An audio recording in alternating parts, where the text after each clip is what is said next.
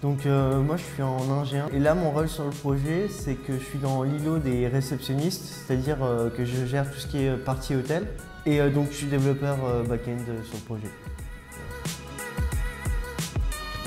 Alors le speed coding, c'est un projet qui va être cadré toute une année, sauf qu'en fait toute la partie de codage va être réalisée donc, par les ingé 1 en une semaine. Donc ça a été une partie de codage qui a été assez anticipée par les ingé 3 pour qu'il y ait un meilleur cadrage du projet, que le projet aille du bon côté, ça ne parte pas dans tous les sens dès le début.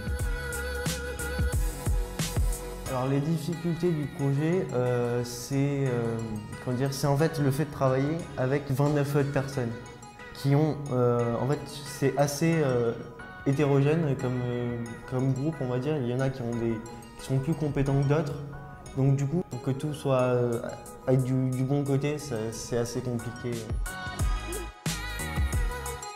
Mon équipe, j'en suis plutôt content.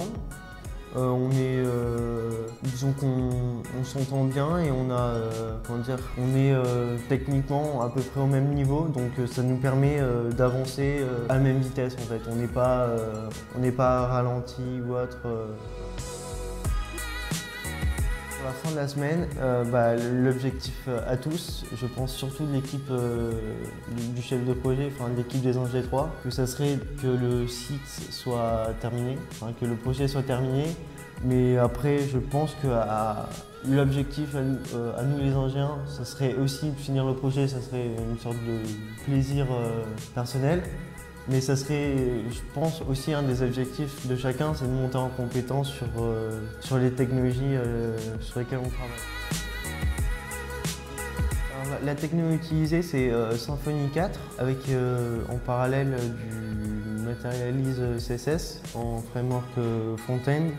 Et après, il y a des petits trucs genre Node.js, etc., des petits trucs pour améliorer le développement. Et si on est parti sur ces technologies, à mon avis, puisque c'est surtout le choix des ingé 3, c'est parce que Symfony est très vaste comme outil, c'est un outil vraiment très complet qui permet d'améliorer le développement d'un site, de faire en sorte que ce soit mieux à développer pour chacun. Et au niveau du framework CSS, Materialize, je pense que ça devait être une demande du client. Ça m'apporte une montée en compétences et ça me permet de découvrir plein de manières de faire qui ont été intégrées précédemment par les ingé 3 sur le projet. Là, par exemple, en voyant comment le projet est fait, ça me permet de savoir comment répondre à certaines problématiques que j'aimerais intégrer dans des projets personnels.